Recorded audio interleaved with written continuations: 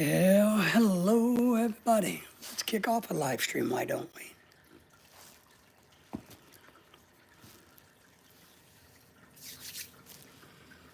we? I hope everybody is doing good today.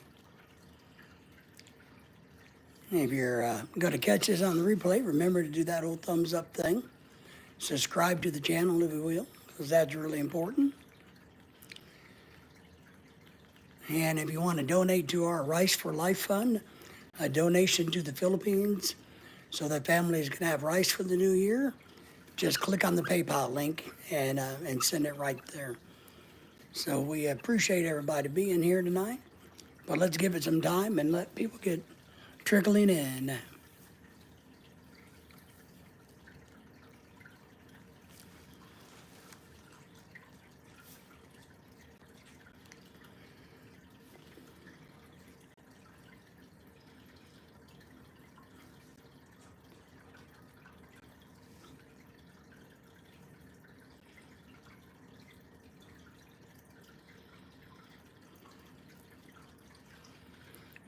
We got some thumbs up already. We appreciate that. Thank you very much for that. If you're hanging out in the background, just come on forward and let us know who you are.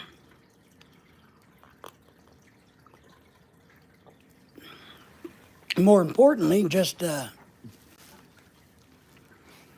us know what's going to, what's going on in your world. So, Linder, hey, so what we should do is tomorrow during the day, we should do a face-to-face. Hang on. We should do a face-to-face messenger call before we do that. So why don't we plan to do that tomorrow, sometime in the when are you available tomorrow to have a face-to-face Facebook call? That's the way I want it. That's the way we have to do that. We have to do a face-to-face first.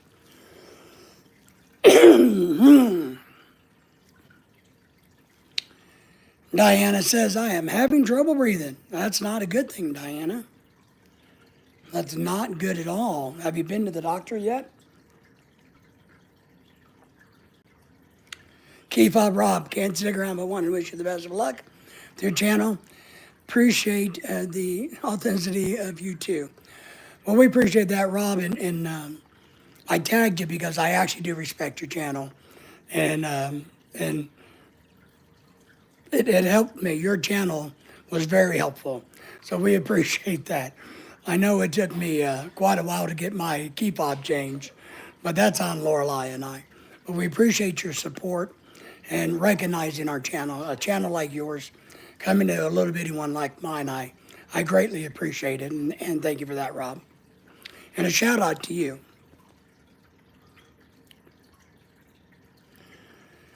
Diana says, nope, haven't been to the doctor yet. I'm available anytime. Worst case scenario, it can be after 2 p.m. at the latest in the day. The earliest day is 8 a.m. All right, we'll plan to do that.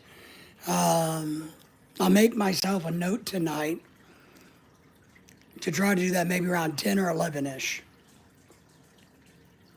Good stuff. I just try to help people with their little issues. All good, brother. I was only a few thousand subs not that long ago. Well, and then you know how hard it is to get traction, get followings without, while trying to do things the right way. You know what I mean, Rob? There's a lot of channels that have done really well, but, you know, they peddle flesh.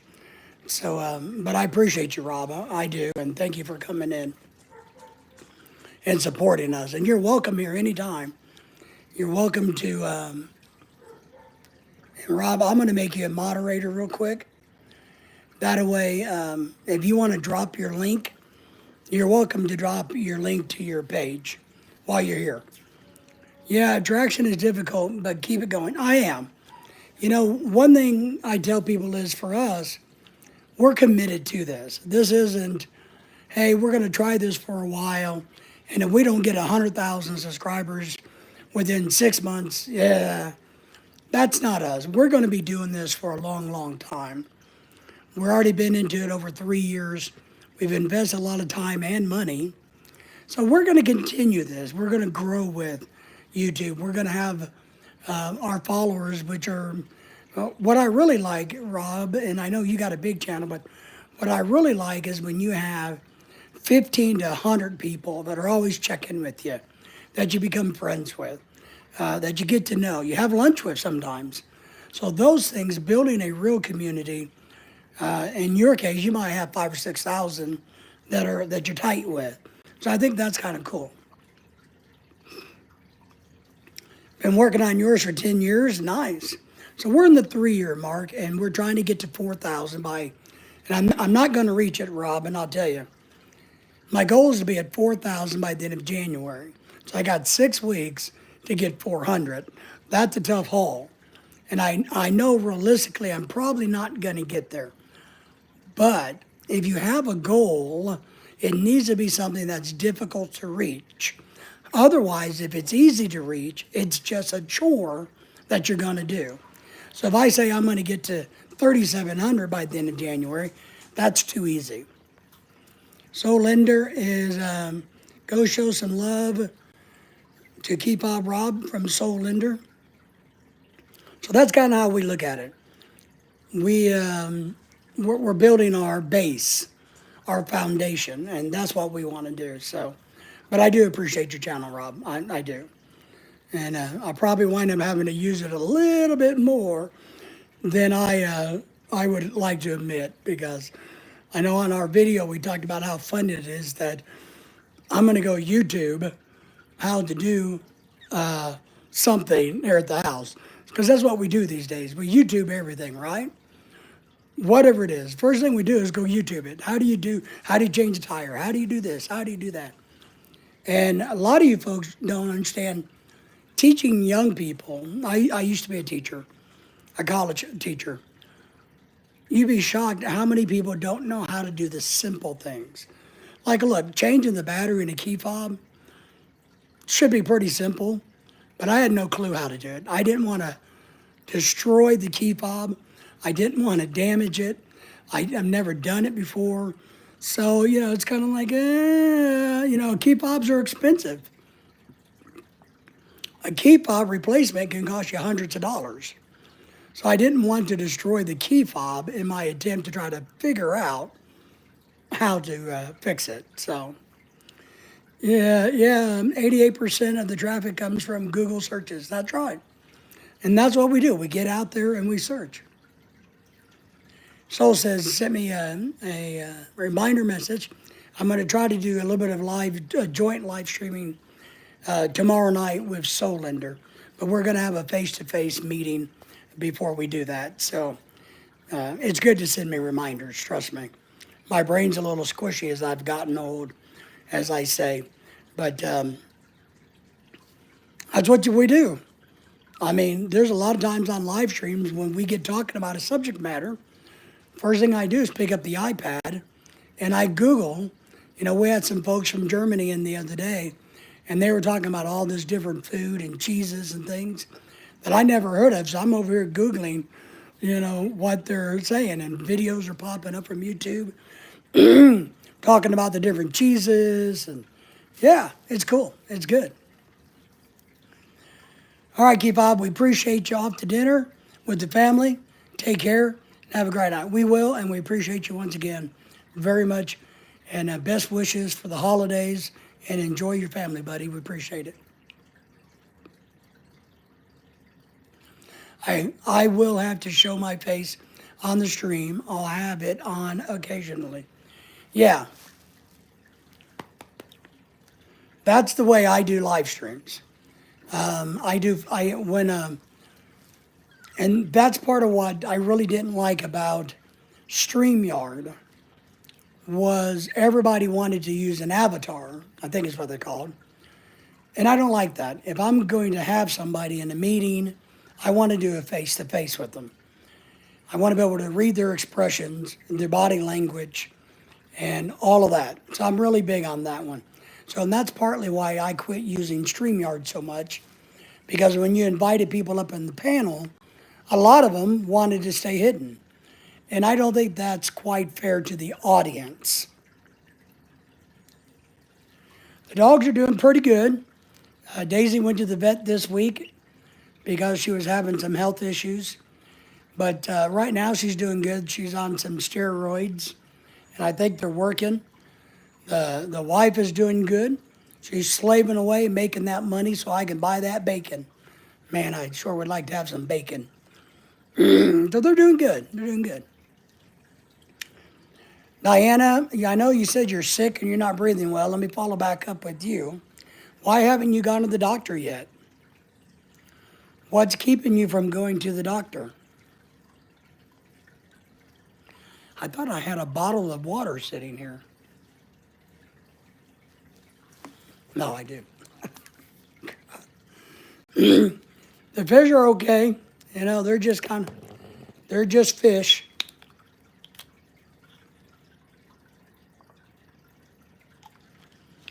But Diana, you need to go to the doctor. You know, with all of your health issues, Diana, you need to go and be checked out. I know flu is going around, the COVID is going around. So, but when you have health issues like we do at our age, it's important to get checked out. I hate going, but it is the right thing to do. It is the right thing to do, Diana. So the girlfriend and I are doing good. So what are you and the girlfriend doing? What are you guys doing? What's going on, Soulinder, in your world? Tell me what's going on with you. All right, so you got 4 appointments set up for other stuff. All right. Well, just make sure you tell them the whole story. I have a bad tendency that when I go to the lung doctor, my lung specialist, I only talk about the lung. When I go to the heart specialist, cardiologist, I only talk about the heart. What my GP has told me, it's better if you talk about everything. You can emphasize the heart issues or the lung issues, but there may be other things that are affecting those. So it's good to bring those up. And Soulinder, if I remember right, you were telling me you had some tournaments or games or something that you had to do last weekend, right? How did you do on your sports activities? Yeah, but you know, as we get old, we kind of learn. We learn the hard way. You know, sometimes we learn, sometimes we don't. You know. Wow, you guys had a snowstorm? Girlfriend is at home. We've been staying home lately since Wednesday, and tonight we have a snowstorm. Wow.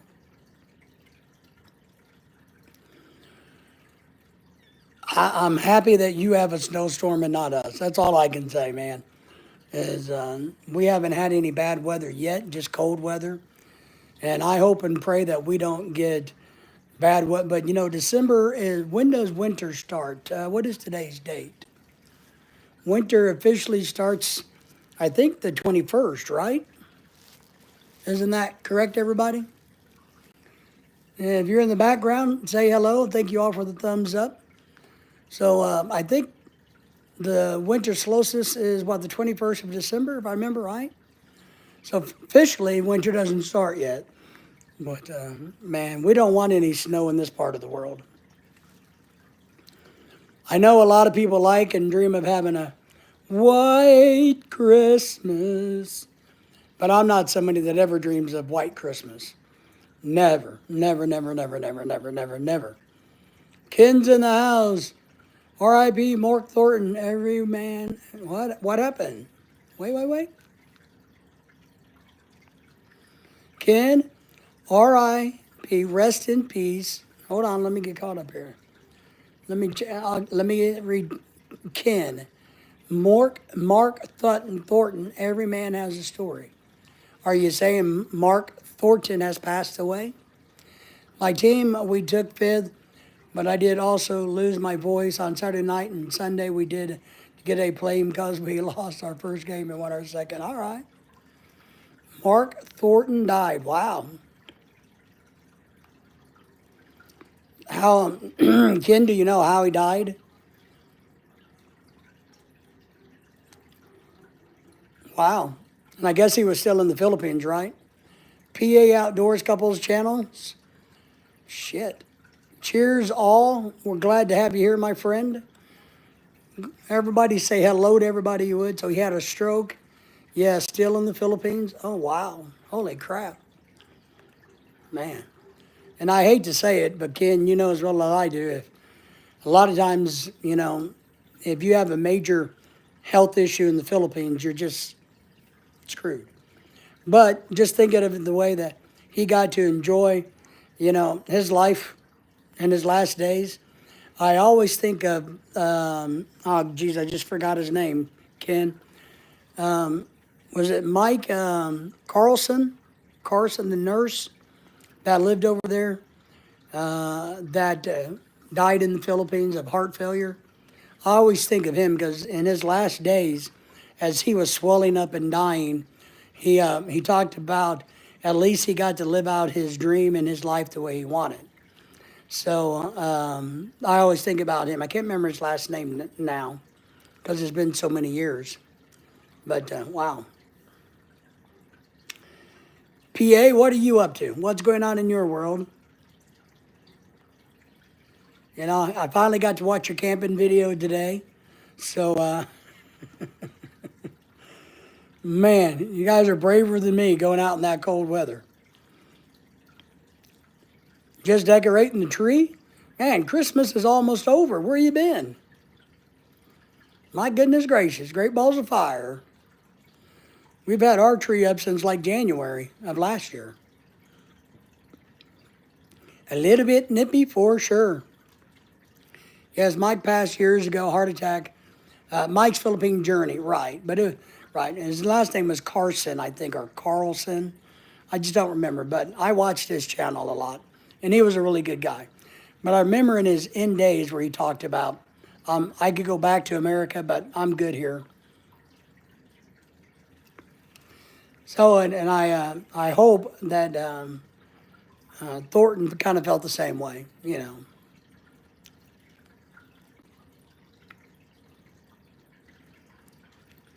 Yeah, it's not too bad here. It's 44 degrees here, so it's not that bad here, temperature-wise, PA, but, it's still early.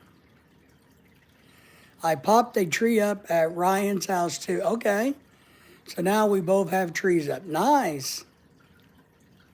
Outstanding. What a good man you are. Here. See if I can swing it over. That's our tree. Lorelei did all the work on that. All I did is put the star on the top. She did everything else. She did everything else. Oh, man, oh, Jesus, the wiener doggy passed away? Man, that sucks. And for us, that hits home because that's what we have. And, I had the one get hit by a car this year, and then I got the other one sitting next to me who's in heart failure. And we had to take her to the vet on Monday. And what we kind of figured out is she was having this problem with her body, so much pain that she would kind of freeze up, like nerve damage. And the vet told us that's what they do to protect themselves. Their muscles get hard and rigid, like they're bloated. And we thought but we'd give her a pain pill, and she would get better in about 15 minutes. So I took her to the vet this week, thinking, I don't know if her back is broken, nerve damage, what. And the vet told me, he said, look, I don't think it's anything serious. It seems like she's been roughed up. And then we put two and two together. It started right after our Halloween party where we had a bunch of kids here. And then the night of the Christmas party, we saw that some of the kids were smacking her back. And so we kind of put two and two and three together and came up with one that she probably got beat up. But now she's on prednisone to get the inflammation and steroids down. She's been on it since Monday, and she seems to be doing better. So we're really happy. On this day in 2005, Deal premiered on TV. I was only 5 years old. All right. Deal premiered. What deal? Make a Deal? Make a Deal's been around a long time, I think. On this day in 2005, Deal premiered on TV. I guess I'm not familiar with that show.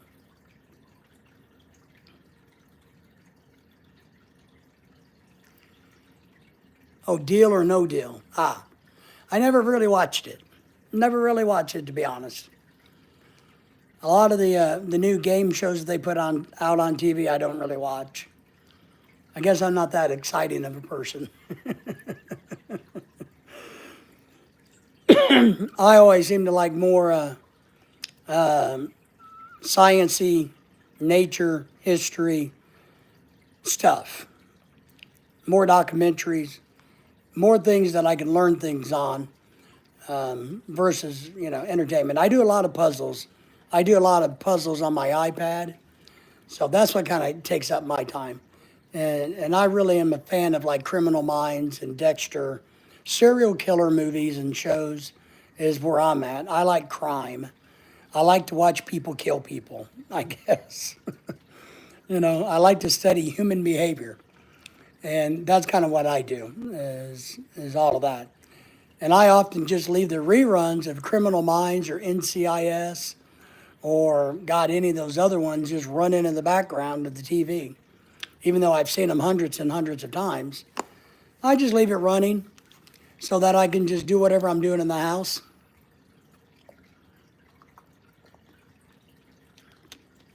Today is, I forgot what the day was already, the 20th.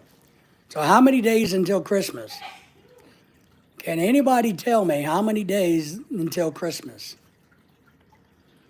Is anybody excited for Christmas? Is anybody sad about Christmas? So you like crime? I do. I love crime. True crime stories, absolutely. So you're a troublemaker of a YouTuber? Yes. I very much like to study, and I'm big on studying human behavior. And I've done that all my life. I used to be an expert in serial killers, but I grew out of that. PA says, news, radio, Wings, Hogan's Heroes, and big documentaries are my jam. There you go. Hogan's Heroes, I think, is always funny. But I'm a big documentary. Yeah, it's the 19th. So I guess it's, 5 days until Christmas? Wow. We better go grocery shopping. Because I better tell my wife. We need to figure out this weekend when, so. Yeah, we better go to the store this weekend. We got to get some seafood in the house. Because I think they're cooking up a big mess of seafood here. So I think we better get on the stick and get our crap together for Christmas dinner. Pat's in the house. Pat, thank you for coming in. Thank you. Good evening, everybody. Everybody say hello to Pat, if you would, please. Pat, we appreciate the thumbs up, as always, my friend. Because we're not doing traditional American food for Christmas. One, none of us really like turkey, So we're doing a seafood boil type thing is what we're going to be doing. Pat says, good. Feeling better tonight. Good. I know you're having some acid reflux last night, which is a real pain when those flare up. Maybe you have a hiatus hernia. Is that what it's called? A hiatus hernia? Right up in here. Which if you have acid reflux, that makes that worse. And you may not know you have one there. Oh, you do have one of those. All right. Pat Solinder says hello to you and welcome. Yeah, I've never had one, but I've had a lot of other hernias. Alexandria says, hello, love your hat. Thank you. I appreciate that, Alexandria. Thumbs up the live. Thank you. Can't stay long. Busy evening. Well, we appreciate you coming in no matter how long you get to stay. We do indeed appreciate that. It's always good to have young people in the audience versus those old geezers. So Pat says hello to you, so Linda. And I hope you're staying warm where you're at. So Linda was telling me that they had snowstorms where they're at. But we just have cool weather here. Nothing bad yet. And I think we were discussing, does anybody know for sure when winter starts? Is it the 21st of December when winter officially begins? I can't remember. Somebody, I looked it up the other day, but I can't remember. Because I also got the 23rd on my brain, but I'm thinking it's the 21st. And when I was telling them, winter hasn't even started, and I'm sick of it. Yes, December the 1st. Okay, 21st. Yeah, December the 21st. So then once winter gets here on the 21st, so that's 2 days, I can truly bitch and complain about winter being here through March the 20th. I know, isn't that crazy? You know, at least in this part of the country, that seems kind of weird. It seems like it should start in November, you know, and go to the end of February, but no, not up to me. Alexandria, they did not let me invent the calendar. They did not let me decide when things happen, and I gotta admit, I'm still very disappointed in that. I tell people, you know, if you want it done right, just ask. I can do it. I can tell you how to do it. It may not be any good for anybody else, but I'll come up with an answer. And I sure in the heck will. So, but we're sick of winter already. I am. I'm just tired of it. Well, all right, Pat. I know you said you're cooking mild chili tonight with crackers.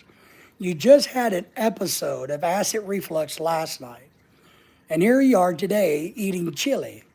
Yes, it may be mild, but do you think that's the smartest thing to do? Do you think maybe a potato soup would have been better? Every season lasts 3 months, which is weird, I know, right? Which is not accurate. But yes, I know. All right, you're going to be making it cooking for your brother. All right. I'm just saying, you know, if I had a bad acid reflux attack, I wouldn't be eating chili for a day or two. Potato soup, something mild would be good. Yes, not accurate at all. The seasons, the timing, you know, it's not divided up equally. It was like spring lingers. Yep, always lingers, and it's kind of like summer comes in and then it goes out. It's like, I don't know. But for me, I would prefer summer to be 9, 10 months out of the year. Potato soup sounds good. It is good. It's easy to make.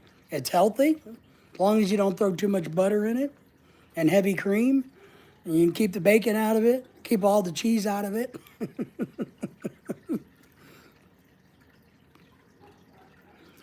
It does. It feels like it hits and then it's gone. It's like, well, what happened? And then, of course, the fact that we have the holidays that kind of put the boundaries on summer, you know, Memorial Day and Labor Day. And we're trained to think, well, that's when summer is. So,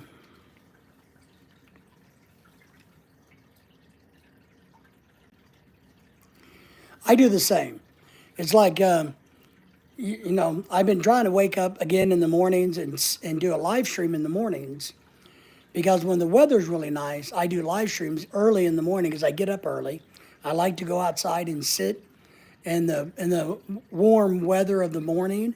I enjoy the morning time and in the evening time, but it's too cold now, so I haven't been doing as many morning live streams at all. And I've had friends message me saying, "Hey, where are you? Where you been? Blah blah blah." So I'm trying to get back into the habit, but I'm doing them inside the house. It's even like tonight's live stream. I would have been outside if it was summer, but since it's winter, I'm in here hiding. Diana says, I had potato soup. Was it any good, Diana? Was it good potato soup? I like potato soup, but I like broccoli soup too. I like soup. I don't care. I like soup. Except for fish head soup. Got to put that in there. I don't know what's wrong with my sleep schedule. I've been getting up at 3:30 a.m. every morning, and I can't fall back to sleep, so I stay up. Wow. Are you going to bed at the same time? Have you tried to push that back? The other thing I would suggest about that is wear yourself out before you go to bed.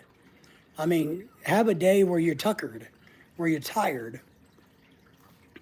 Do some extra work around the house and work.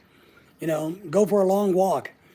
Become really tired, and then go to bed when you normally do, and see if that helps to break the cycle. And it could be the fact that there's something going on that you're thinking about, because what's really weird is when I, even at the college, when I taught at the college, so you get to sleep around 10, a little after I wake up at 3:30, I get about 5.5 hours of sleep. Well, 5.5 hours is doable, but for some reason, your body is saying, hey, it's time to wake up. So if you're getting 5.5, what I would do now is try to push that to 11 o'clock. And if you're still getting up at 3:30 at 11 o'clock instead of 4:30, then if you're still only getting 5.5, then it's your body. It's your body saying, this is what I need, this is what I want. It also, for me, a lot of times, since I'm old and I'm beat up, if I lay the wrong way too long, I get woken up. And how we get in a sleep pattern is, believe it or not, a lot of times we do the same things throughout the night. We roll to the left, we roll to the right, we roll this way, we do the fetal position. And so our bodies get this and it wakes us up. Yeah, there is a tea called Sleepy Time. I have some of that. It helps to sleep. Yep, it's at Walmart. It is. It's pretty good stuff. The Asian stores, if you have an Asian store around you, they got a really good brand of it that I like. It's a green tea that's meant for sleep.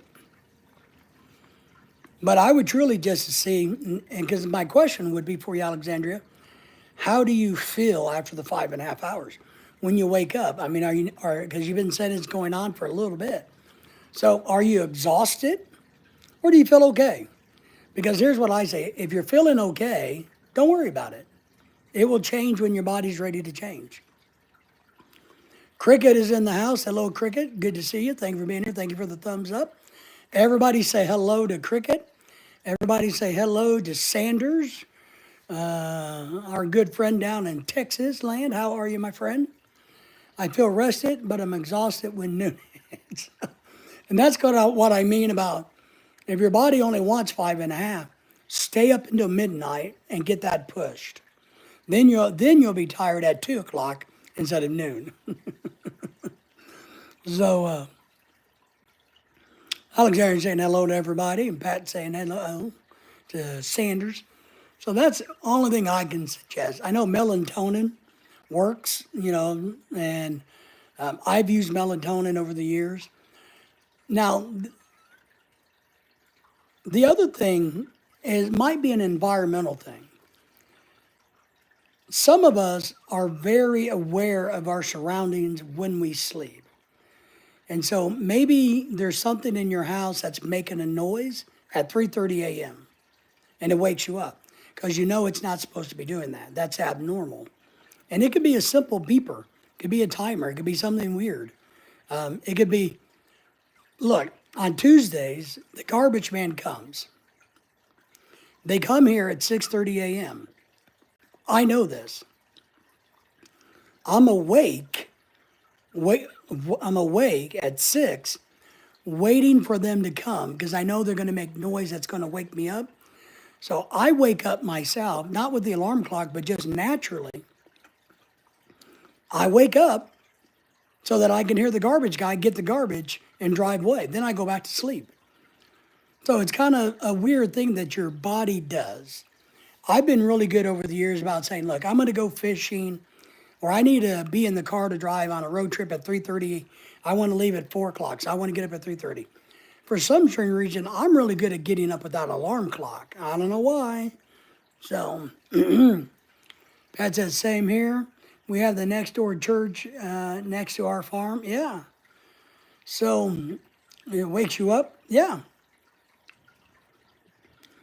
So it's just kind of weird how things can work, how things can affect you.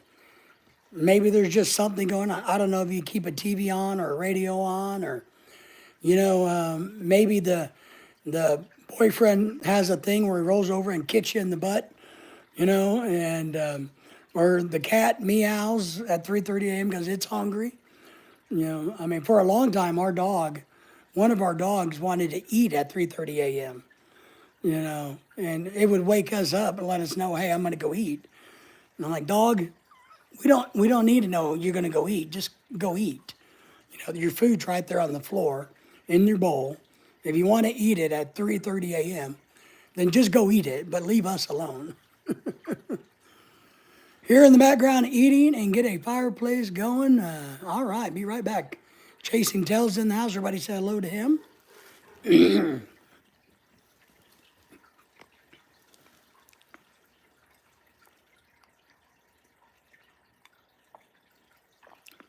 it's kind of the same thing if you have a neighbor who has a loud truck and they start their truck at 5:30 a.m., a lot of times your body will wake you up because you know that thing's going to happen at 5:30 a.m. One of the things that we do, we have a white noise machine and we love it. Love it, love it, love it. We use it when we sleep, partly to keep the dogs calm.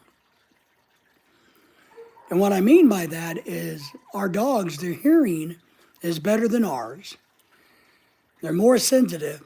So if they hear a truck, a car, noise that is abnormal, it wakes them up. They do their dog thing. We use the white noise machine to keep them from hearing those things, which allows us to get more sleep.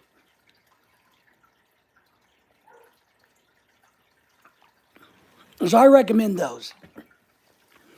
And we did buy the real white noise machines. Not the ones that play white noise, but one that makes white noise. And I think that's helpful. I really do. I think it's helpful to do that. But Chasing Tail is working on it. Man, my voice is crazy today.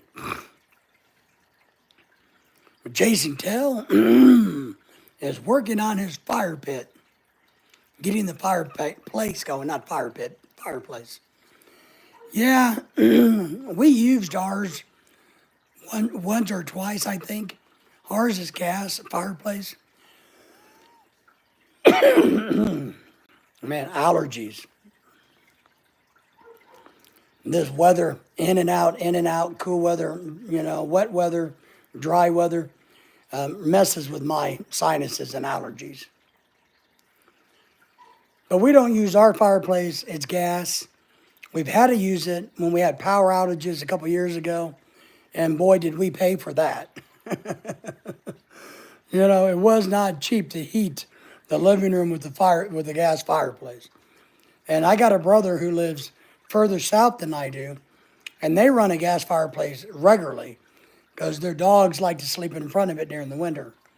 But yeah.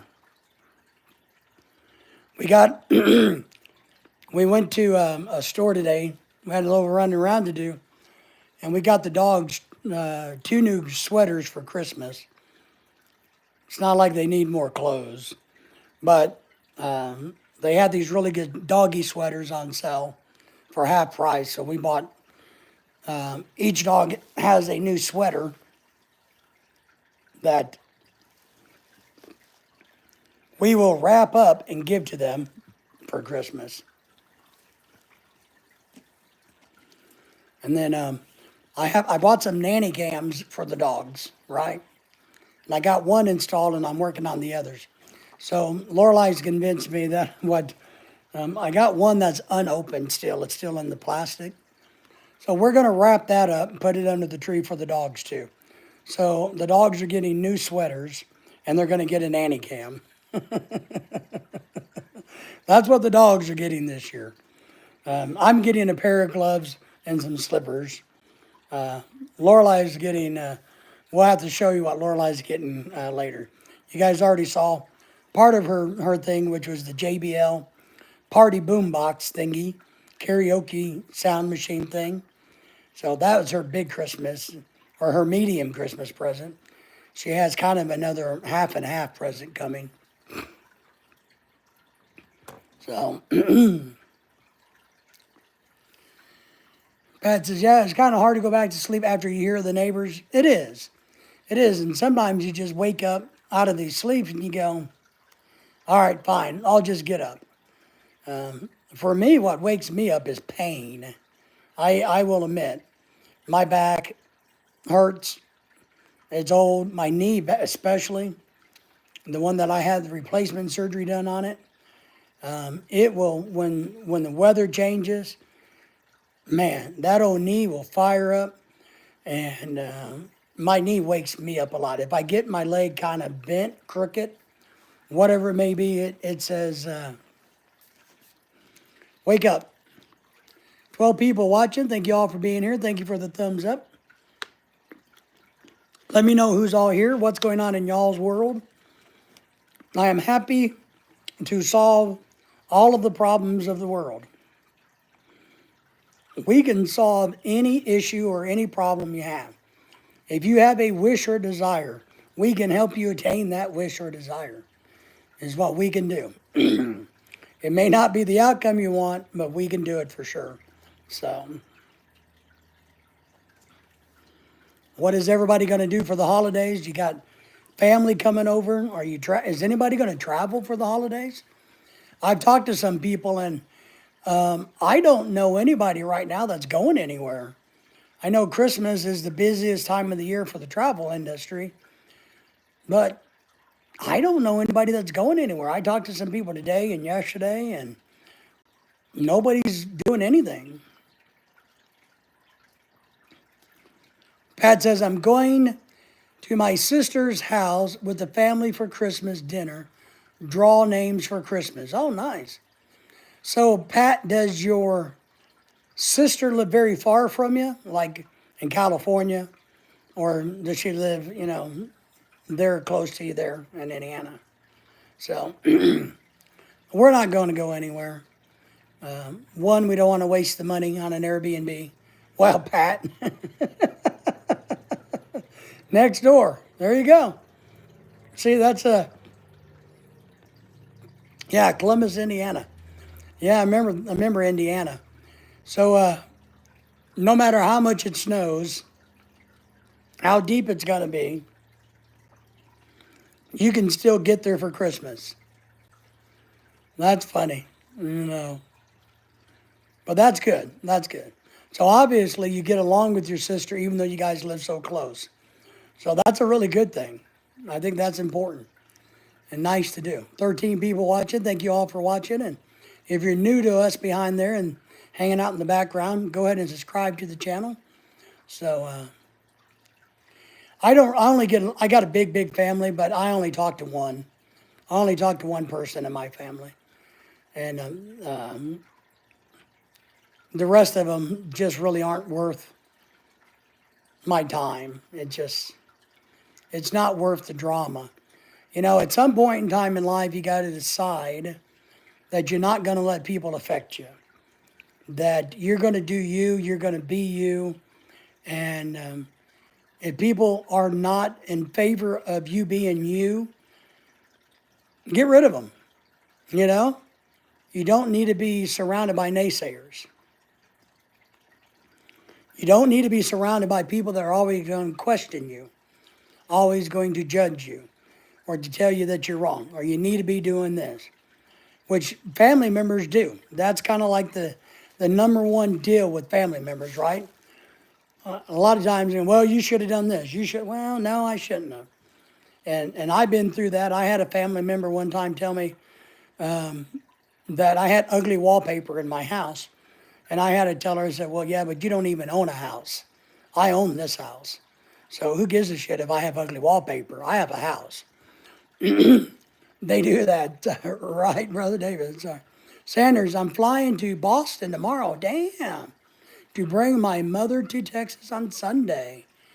Outstanding. See, that's cool. Now, Sanders, how's your wife about that? So a little bit. Give me a little background. Has your wife and the mother-in-law, met before? Do they get along? Is this a first-time meeting? Because this sounds like a good video opportunity, Sanders. So make sure you pull out the camera and you do some videoing. You know, so. But that's exciting. Going to Boston. You're going to stay a day or so and bring her back on Sunday. That's exciting. That is. That's yeah. Make sure you don't turn off the camera.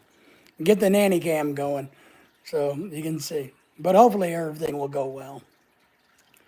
HTN is in the house, says hello to everybody. Everybody say hello to HTN. They have met. The wife is the one who booked my trip. Oh, damn. Well, then you got a good one. Wow. Props, Sanders. Everybody say hello to HTN if you would, please. We got all kinds of people in the house. We need some more comments. We got a lot of thumbs up. We got a lot of shy people in the background. That's a really good thing, Sanders. Really good thing. I'm telling you, buddy. You and I both, and Claude and a few others, have really good wives. There's some out there that don't have such good wives. And if we had that type of situation, my wife would be the same way, without question. Hello, HTN. How are you, HTN? From Pat. Hey, Pat, I am doing good. I'm going to have me a Mississippi Christmas. But yeah, so Sanders, that's a good thing. Well, and I think that's what a lot of people don't understand. As long as, and I'll say this, okay, and this may make people mad, but as long as the American mama doesn't come into this relationship with a big ass chip on her shoulder or being pissed off, the Asian wife will show much love, honor, and respect to the American mother-in-law. And that's the honest truth. But if the woman comes down like she's some Billy Badass, or she runs the world, or she's going to be the bitch of the world, then things go south. But if they're decent, Asian women, especially Filipino women, are great with that. They respect their elders. They respect that. And they enjoy that. And so it works really well. And so, Sanders, I'm very happy for you. Everybody say hello to Craig Parrish, all the way from Australia. Remember, if you're blue, you can drop a link to your channel just in case there's somebody new in here. We got all kinds of people here tonight. Craig, how are things in Australia? Are you ready for Christmas? What did you buy me a Christmas gift? Pat says, I see that happen around in-laws. It does. Wow. That's a good woman, Sanders. That's what a lot of mother-in-laws don't understand. Now, I can't speak for American wives. I don't, whatever. I think there's a conflict there. But, a lot of cultures, not just Asians, but a lot of other cultures, seems to respect elders more than we do. We've kind of gotten away as a society of giving respect to elders in America, I think. I don't think we do a very good job of that. So, but Sanders, absolutely. That's fantastic. She is definitely a keeper. You don't want to trade her in for 220s after all when she's 40. Or what was that? When they're 36, you trade them in for two 18-year-olds or something? I don't know. Yep, I walk away from some. Yeah, you have to. And that's kind of my point, where you don't want toxicity in your life. If having somebody in your life that just doesn't work, then don't have them in your life. Craig says, I just came in to have a break, backyard mowing, weeding, and cleaning up for 3 hours. You gotta love Christmas. Holy crap, man. What in the hell's wrong with you, Craig? Man, you're not a spring chicken anymore. You better be careful. Now, why don't you try to hire the neighborhood kids and give them like $1 each, and give them $1 each, right? But that's a lot of work. Christmas and all, that's what Christmas in Australia is it? Yard work. Too tight for that. You're one of us. You're like Sanders and I. We are no budget husbands. What does Sanders say? Low budget? Is that what you call yourself? I can't remember. I get so confused. I call myself a no budget husband. I think Sanders is a low budget husband. So you can be one of those two. Either one you choose. I think that's important. But you got the tree up, you got everything going. I can't wait for Christmas to be over, to be honest. Low budget husband. Yeah. See, Sanders is low budget, I'm no budget. So together we have even less. If you take Craig and you put us into a group of 3, well, then we all have even less. So there you go. That's how you do that. That's how you do the fractions of that. If Sanders is low budget and I'm no budget, and I come to him, then he only has half of his low budget. Then Craig comes in, and we got to divide that by thirds. So we all have just a little bit, but we still have no money. But and I'm not a Grinch, but I'll be happy when Christmas is over, because that just means it's one day closer to spring. I know the 21st officially starts winter. I get that. So, if we could hurry it up, it would be a good thing. Because I'm ready to, do some outdoor fishing, have some outdoor activities. I run too much of a risk if it's cold and rainy and damp and cool. If I get out in that weather, I got a real chance of getting super sick, and I don't want to do that. There you go. Chasing Tail shows up and says, then I come on into the group and it's a micro budget. That's it. Man, but I remember those words.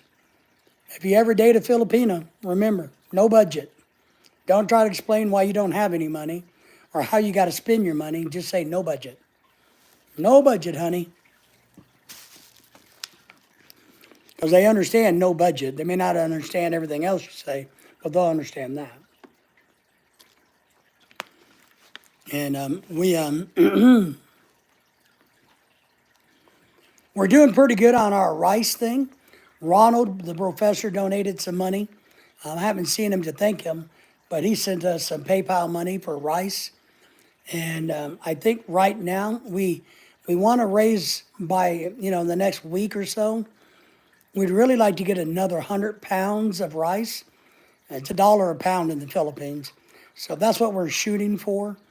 And but we're doing okay, but we'd like to get another 100 pounds out to families.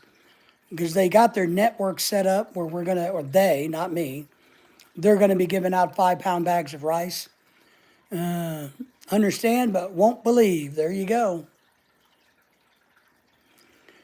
So the girls, Lorelai's been working with her friends in the Philippines to kind of coordinate that, to keep that going, to work on that.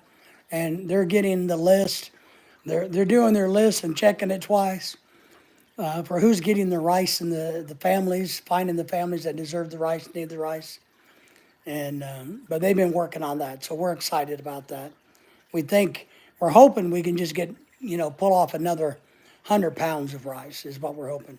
We're already up to 250 pounds of rice. So you divide that by 5, and that's how many families. If we get another 100 pounds, you divide that by 5, and that's how many more families that we can provide rice with.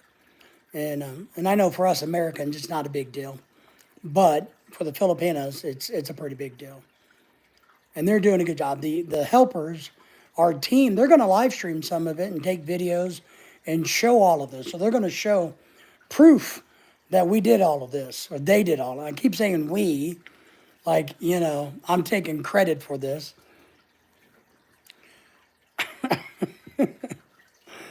Yeah. Don't give me credit for the Rice for Life Fund. Don't give me credit because I'm not doing anything but giving the thumbs up to Lorelei. Sounds good. Whatever you girls want to do, however you need to divide it up, 2 kilos each or whatever it is, great. Whatever you want to do. Just as long as I don't got to do anything. And so that's what we're doing. We're doing that. And so that's exciting. Since Filipino Bai in the province, good morning to all. Young Miss Bai, how are you today? How are things? Are you excited about Christmas in the Philippines? Do you have your tree up? Tell us what's going on for you for Christmas in the Philippines. What is your plan over the next few days? Are you traveling? Do you got friends and family coming to your house? Good morning, she says. Everybody says hello to Bai. Pat says hello to you, Bai. A little busy. With what? That's what I'm saying. Well, I know you're a little busy, but what are you busy with? Are you decorating the house? Are you cooking food for the big family feast on the Christmas? Are you cutting grass like Craig? And if you guys haven't checked out Craig's channel, please do. He dropped his link there. Are you, Craig's been out back mowing the yard all day. So you got a niece and a nephew that's coming. Nice. And are they little? Like, little or are they big? So, are you preparing like for a child's Christmas where they get to be all excited and all crazy and all hyped up on sugar? Preparing for the street feeding for 50 kids in the mountains. Nice. Nice. We're doing the same. We're doing the Rice for Life thing. And we're hoping to give out 250 pounds of rice is what we're hoping. 5 pounds each family is what our goal is.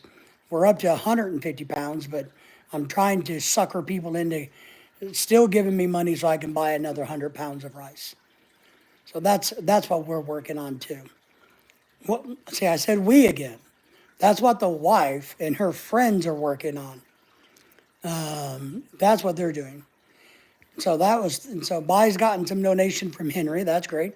Diana, in here, who's happened to be sick, by the way, she's still in the background. When she came to the Christmas party, she gave us enough to buy 50 pounds of rice.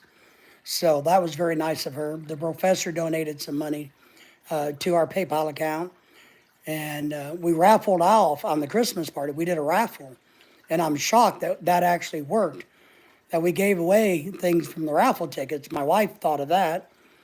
And I gave away as a grand prize, which Diana won, legally won, a beautiful watch worth about $200. So that was the grand prize. And they had some other smaller prizes for the raffle. But all of the Filipinos and the families that came here, they donated a bunch of money to us for the Rice for Life Fund. Worked out well. So now we're just e-begging for another 100 pounds. And I think we'll get there. I think we'll get there. We'll get really close if nothing else. We traditionally only do 50 pounds, 50 to 100 pounds, some, depending. So, and we never really make it public. But this year we thought we'd go public with it because, one, her friends, I was telling people earlier, her friends that were doing this in the Philippines, when we did the biscotti thing and they fed them, they wanted to be a part of Lorelei's live stream. So the girls in the Philippines want to kind of be involved in our YouTube stuff, which we're happy to have. We're happy to have them as part of it. So they wanted to kind of be involved in some of that. So that's why we went public with it. Otherwise, we'd have never gone public. We would have just done it quietly. And but maybe going public with it is a good thing. Maybe you get more donations this way and we can help more people. This is our big goal. Our big goal is doing that. So Henry, that's very good of you to donate some money to Bai and to the kids in the mountains. Yeah, and that's what we did with the money we got a while back. We did a street feeding. They fed 35 kids a biscotti dinner. How much is rice? 100 pounds in U.S. It's $1 a pound. It runs $1 a pound. So chasing tail, it's $1 a pound, just the way it is. And then we also cover the transportation because, you know, you got to pay for the multi-cab to go get it and carry it back because they can't carry 50 pounds of rice or the two 25-pound sacks and things. So, you know, you throw in a few little pesos like that, which we cover, but rice is $1 a pound. So we know right now we've raised $250, so we can buy $250 worth of rice. And that's what we're going to do. We're just trying to get to 350. We're trying to be greedy. We're trying to be greedy. We're trying to set that bar up high because, like I always say, a goal needs to be where it's difficult to reach. Otherwise, if you can reach it easily, then it's just a chore, right? It's not a goal. So now we've moved the bar once we hit 250 to 350 because, one, the girls in the Philippines are saying, look, we got a lot of requests from truly families that desperately need the rice and the food in the Philippines. And it's the same thing. When we fed those 35 children on the street, biscuits, rolls, and juice, we could have fed 100 kids in the street. We could have fed 100 if we had the money, if we would have made the food. But we didn't. We had enough to do 35. So the street feedings work. But our big deal with this rice is, as you guys, a lot of you guys know, and thank you all for being here. We got a bunch of people in the house. You guys are just hiding in the background tonight. It's about prosperity. If you have rice in your house at New Year's, then it's a good omen that you're going to prosper for the next year. If you don't have any, well, then you're going to have a thin year. You're going to have a tough year when it comes to rice, is the philosophy behind it. Whether, you know, I agree with it, I don't know, but they believe it. And I think it's a good thing to do, you know, to have food in your house to start the new year. I think it is a good psychological way to start your new year. I think it makes you feel better, makes you not stressed as much starting a new year. And if it helps you get you moving down the road to a better year, then I'm all for it. Whether I believe it or not, but I think the psychological effect is there. Sanders says, hello, Filipino Bye. Good to see you. Thank you for being here. Not hiding, just driving. And that's all right. I understand. You're driving in the background. Appreciate that. Woohoo, we're set 50 kilos here. Nice. See? They got 50 kilos. Now look, the funny thing is, we probably have 10 pounds. We buy 20-pound bags of rice. Now, we've been feeding a lot of rice to our dogs lately. We've been making homemade dog food. So we're going through a lot more rice now because Lorelai and I mix it in with their turkey and chicken and stuff. But Lorelai doesn't eat a lot of rice. So a 20-pound bag for us could last 4 or 5 months. But we will do that at New Year's. We will put out a big bowl of rice to do this tradition. Yeah, 50 kilos is 110 pounds. Yes. So you guys got a lot of rice. But I got a feeling you guys, Craig, go through the rice a whole lot faster than we do. I mean, literally 20 pounds of rice can last us months, unless we're feeding it to the dogs. And our dogs are a little picky about the type of rice. Lorelai's picky about her rice. So the good thing is the rice the dogs like is the same rice Lorelai likes. But they don't like other rice. It's kind of funny. 5 kilograms a week? Wow. Yeah, that's wow. Craig, that's a lot. I probably eat maybe, if I'm lucky, if I eat a pound of rice in a year, it would shock me because I'm just not a rice eater. I like it in casseroles and soups, but I just don't like rice. Yeah, the rice, I agree. I like the rice and corned beef breakfast, but I want the corned beef to mess up the rice. I don't like to eat just white rice. But corned beef and egg and on rice is okay, but I don't cook rice to eat. I cook rice to throw into something else. Just me. I don't. I like my rice to be flavored, dirty. I don't know. It has to have something with gravy. Rice and gravy is fine, like rice and mashed potatoes. Same thing. Tell the wife to check PayPal or you check. Oh, okay. I'll tell the wife because I don't know how. I'm not in charge of PayPal. My wife's in charge of PayPal, which is kind of funny because I'm in charge of the investments and everything else. But she's the boss of Facebook and PayPal. So I let her do that. But I will. I'll tell her to check it later. We appreciate that, Chasing Tail. We do. Appreciate it very much. Everything helps. And we are a little shocked that there are so many people that are willing to help others, especially when things are tough in America. So, and I do have a philosophy that when I taught college, the many years I was at the college, I was involved in a program called the Community Caring and Sharing Christmas Program. And I worked as a partnership with them. And through our honor society at the college, I started recruiting people at the college to buy presents for kids, right? So it's kind of like an angel tree. You get an 8-year-old boy, here's his clothes size. And so you do that, right? And then you buy the gifts and we turn them in and they're all organized and blah, blah, blah, blah, blah, blah. Well, and my sales pitch was this in the beginning, and it really turned out to be this. My sales pitch was, it actually, the best gift you could ever give somebody is the gift that you can give. So giving, the greatest gift you can receive is the gift to give, or the giving gift. So the wife is checking in. She says, Chasing Tail, you're the man. Thanks for that. Wow, wow. You are the man. Chasing Tail is the stud muffin. That's very kind of you, my friend. I appreciate it. More than you know. Because the kids are really, the families, you know what it is.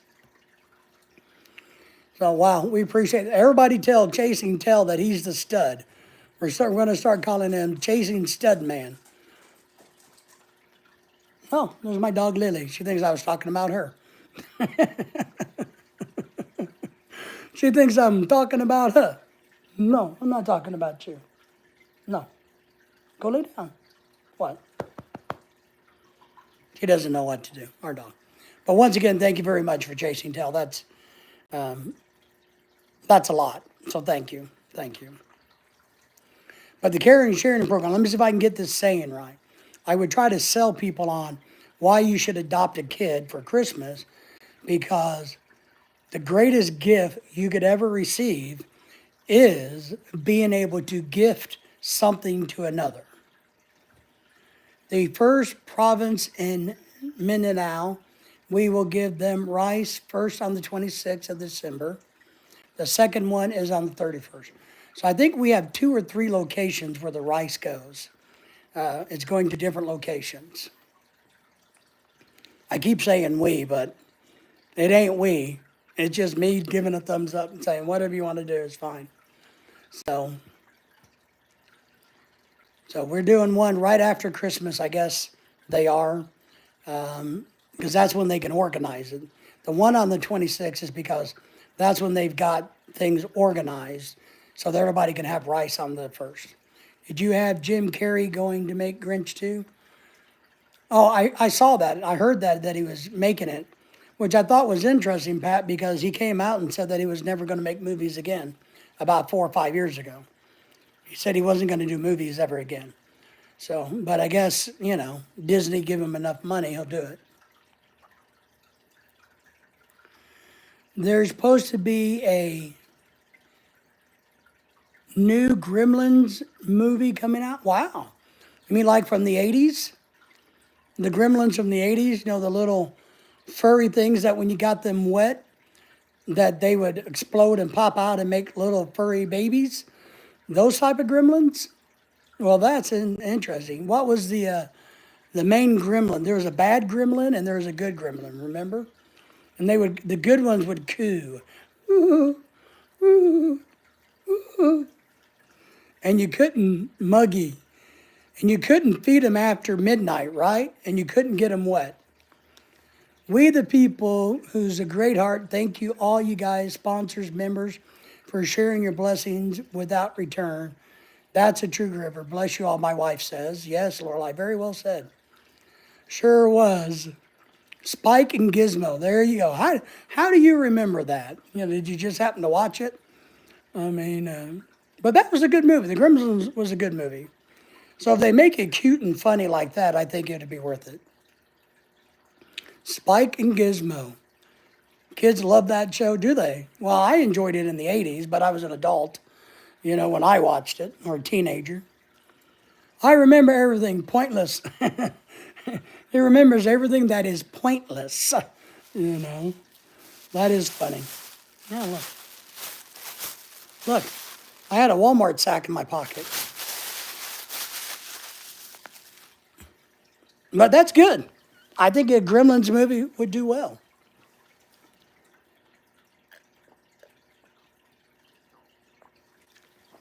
I will tell you, I did watch the movie called Red One. It's on Netflix, I think, or Prime, or Amazon, one of them, or Paramount, one of them. But it's the new Christmas movie with The Rock, Dwayne Johnson, in it. And I did watch it the other day. It's out in the movie theaters right now, too. And it's been about a week since I've seen it, and I'm still undecided if I liked it or not. I'm okay with no more remakes. Yes. I agree with that. I agree. It's on Prime. Prime. Okay. I got Prime. Chasing Tail, did you watch it by any chance? Has anybody else seen Red One?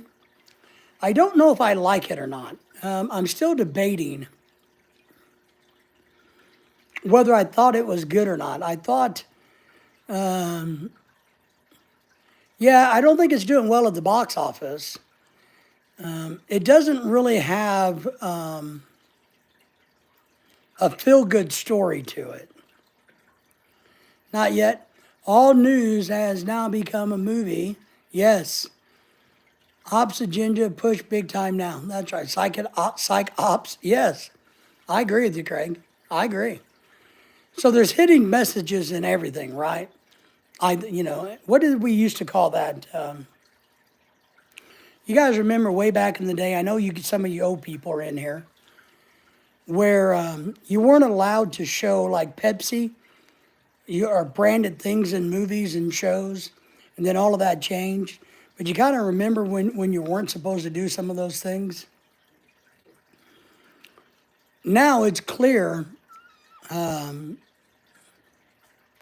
I think Red One had Amazon Prime packages delivered in it, I think. Or something we watched, Lorelai and I watched something the other day where they were getting Amazon packages. And they were, it was front and center Amazon packages, delivery from Amazon. I can't remember what that was the other day. But there was something we watched where they were definitely advertising Prime, Amazon Prime on the TV show.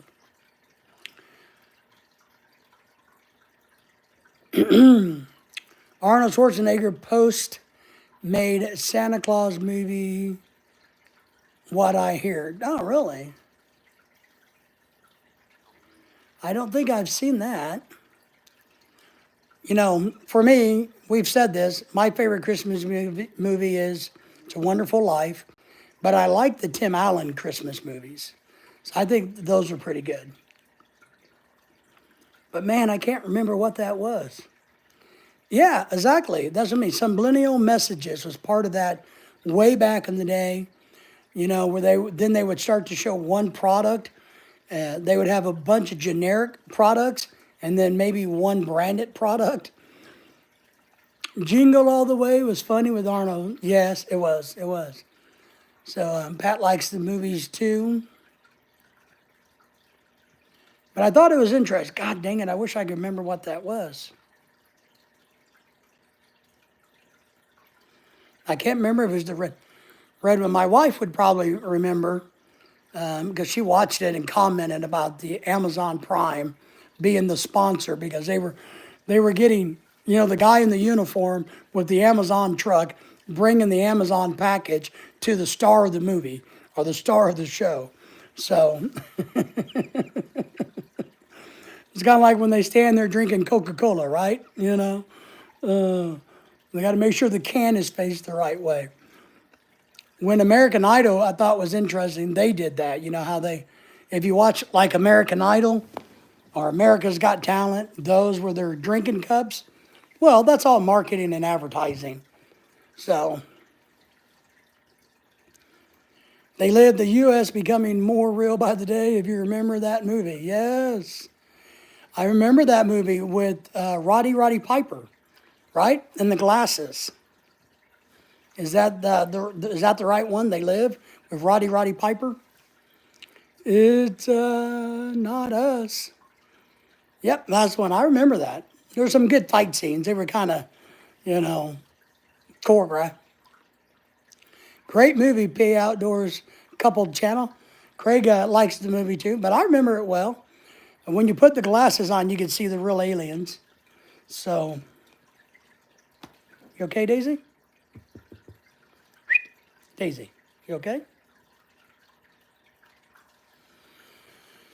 So, yeah, it's a good movie. Good movie. Now, he wasn't a very good actor, but if you want to talk about alien sci-fi movie, I think some of the best all time are the Body Snatchers. I like the Body Snatcher, especially the original one. Well, here's our good friend Flora. Thank you for being here. We appreciate you. Hey there, host, she says. Everybody say hello to Flora. She has a big channel, by the way. She is a YouTube superstar in her own right here in America. So she has a great following. So everybody say hello to her and thank her for coming in and visiting us little people. Well, we appreciate you more than you know by helping us grow. We really do. My wife, I was telling her, you asked the other day if our channel was just me or me and her. And my wife, yeah, I was telling her, because I'm out front so much, but my wife and I are definitely a team on this channel. She does a lot of things, but I do a lot more because I talk a lot more. Invaders from Mars, Pat says, how many movies did Body Snatchers make, Brother David? I don't know, 3 or 4. Flora is saying hello to everybody. PA says, subscribe to you, Flora. And he has a young channel. Craig has a channel that they're trying to grow as well. Rommel saying, hello, host. I've seen that one. Yeah, I like the Body Snatchers movies. So, but my wife, sorry, Flora, my wife wanted me to tell you hello, even though she hasn't seen you yet. She wanted me to let you know that you girls are sisters. Is that what you guys call each other? I don't know, but you get the point. Hello there, PA Outdoors. Romel, how are you? What's going on in your world? Yeah, I like the original Invasion of the Body Snatchers, but I like the one that was done in the 80s. I think it was the best one. I can't remember what year it was, but the one done in the 80s. Yeah, you're talking about Invaders from Mars, yeah, Sissy. That's what it was. From the 80s remake of Toby Harper's director of Texas Chainsaw Massacre. You know, what was the name of the comedy movie about the invaders from Mars? Is that what you're talking about? Where the guy in the bubble head, he gets a little laser gun out and goes, pew, pew, pew. The Filipinos all stick together. They are sissies. They are. My wife has a lot of friends, and she tries to stay in touch with them from the Philippines and here in America. Oh, was it 1978 the remake was? Was it that old? All right. So that one is the best one, I think. I think it was the best one. That was a documentary. That was a documentary. Oh my gosh, Craig, you're funny. But yeah, my wife's, I was talking earlier that we raised a bunch of money for rice to buy for the Philippines. And our good friend Chasing Outdoor, where did he go? Where did Chasing Tail go? He just donated $100 to our Rice for Life fund for the Philippines. So everybody, if you didn't thank him do that, here he is. So he was kind enough just to PayPal us $100, and that's going to buy more rice for the families in the Philippines, Flora. So, and I know you do a lot too. So, but I like that one. That was probably the best. I do think some of the original, very nice of him, right, PA? Very nice of him. And he didn't have to do that much, but he did. I mean, that's good. I also like the first Alien movie. You know, the very first one, I think was good. The Predator movies were okay. I liked the last one, the one with that Broden guy or whatever his name is, the guy with the really big nose. You know, Braden, or something like that. 1982 remake of The Thing is good. Yes, yes, that's a good one. A-Line, 1979, Adrian Brody. That's him. That's him. Yes, that one I thought was the best Predator since the first one. Ramel says, Brian Kennedy, there's a resemblance, heist, I think he means host. Well, Brian Kennedy, if it's the one that tell me a little about him. But he might be the one that's actually related to me. Because I have a lot of relatives all over the country, especially in Germany. They never give me any, and a lot of them are rich. And all I ask for is a $5 million beach house, and nobody's able to send me anything so we can buy a beach house. Cocoon was good. Kind of sappy, kind of little lovey-dovey, I thought. A little light on, but the story wasn't bad. And PAs, that's not asking too much, is it? Oh, Brian Dennehy, yes. Brian is a great uncle of mine. So, yeah, Brian Dennehy is a great actor from the Rambo movie and so many others. He's actually a great uncle of mine. Batteries Not Included was funny. The other one like that,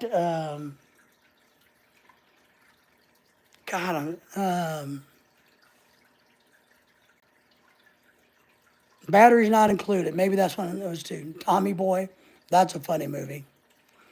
But Tommy Boy doesn't have anything to do with aliens or Christmas. So, well, geez, Pat, I don't know either. But Pat says the actor that played in Cocoon died. He had gray hair. Can't think of his name. The star. You're not thinking of Fonda? Brian Dennehy, yes. A lot of people think we look alike, and a lot of people don't understand. That's because he's an uncle, so that's why we look alike. And there's a couple guys in Germany that look a lot like me too, that are famous. Well, it's because we're uncles. Well, that's why the resemblance. How to see about that? Yes. Yes. I just wish he would share his wealth with me, but, And we all talked about Skid Row, Skidmore, Oklahoma, was one of Brian Dennehy's best movies, I think, besides Rambo, where he was the bully that got killed by the community. So that was a good movie that he was in. Wilford Brimley, oh, I loved him. He was a good actor. I liked him in the was it The Firm, where he played the bad guy in The Firm. He was a creepy bad guy. It looked like Martin Sheen's son played Mighty Ducks, Brother David. Yeah, yeah, kind of. A little bit fatter than him. So, and many nieces in the Philippines, right? Yes. Lots of nieces in the Philippines, Well, Craig, look, I get so many people, especially from Germany and the Norwegians and stuff, go, hey, you look like these two in Germany or Norwegian. He's a singer. He's an artist. So, well, he's my, distant uncle. It's just easier.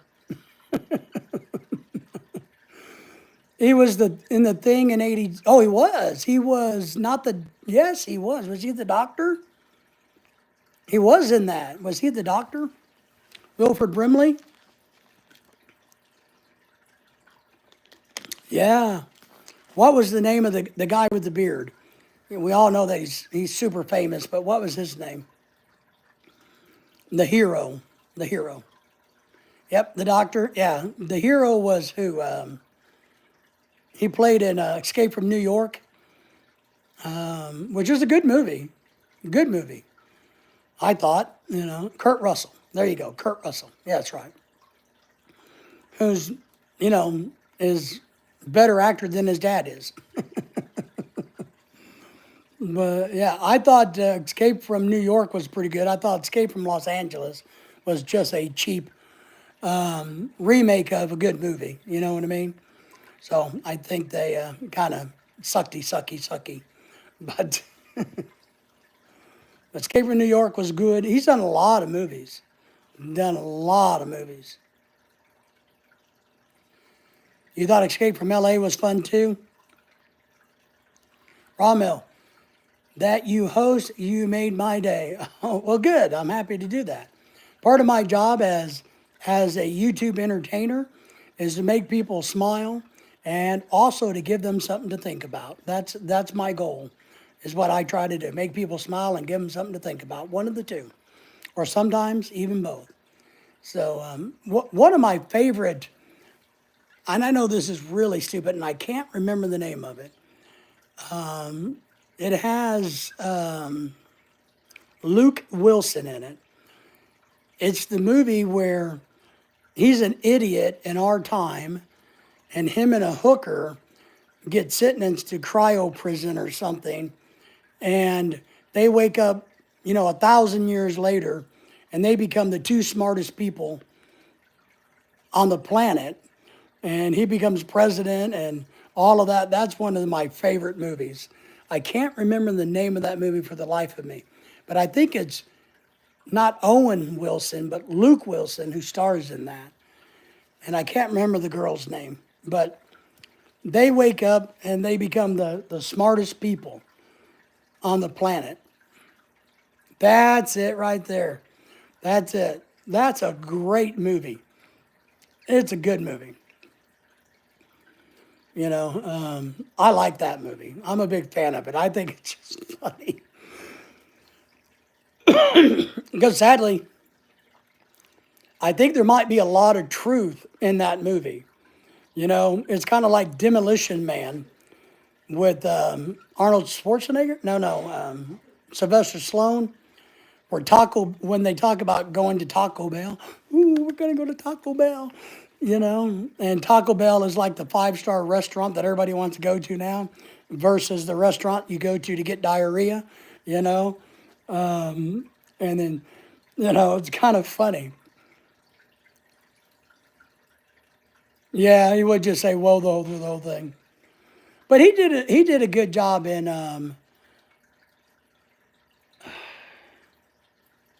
the one with Bruce Willis and Liv Taylor about the disaster. He did a good one in that one. Demolition Man was very predictive. It was. But you got to love the 80s show tunes, right? And then the toilet paper, the seashells, it was just funny. Just funny. Captain America says, my laptop's getting fixed. Appreciate that, John. Thank you for being here. Thank you for the thumbs up. Shanghai Noon was hilarious. That was a good movie. That was a good movie. I agree with you. That was funny. I like that. What was the disaster movie that was so big, where they had to go to the asteroid and blow it up? What was that movie? Liv Tyler was in it. Ben Affleck. Man, what was the name of that movie? And they sang the song, I'm leaving on a jet plane. Remember that, Oscar Mayer Wieners. But I did like Shanghai Noon. So, John, how are you today? Captain America, how are you? Everybody say hello to Captain America. oil rig workers. Yeah, they were oil rig workers who went up into space because they had the drilling thing. But I can't remember the name of the damn movie. I really liked the other disaster movie, an alien movie. The best one I think is Independence Day. I thought that was a great movie. I thought Independence Day Part One was fantastic movie. Armageddon. You're right, Rommel. It was Armageddon. That's what it was. That's what it was. Thank you. Yeah, that was a good movie. But I will say that Independence Day I think was probably one of the best alien invasion movies ever made. I think it was pretty good. Had a lot of good actors in it, a lot of good scenes. It had Data from Star Trek in it. Not as Data as Star Trek, but had I can't remember his name, but Data was in it. So welcome to Earth.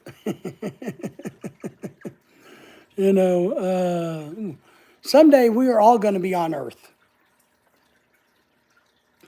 Craig says, I can do this all day, John.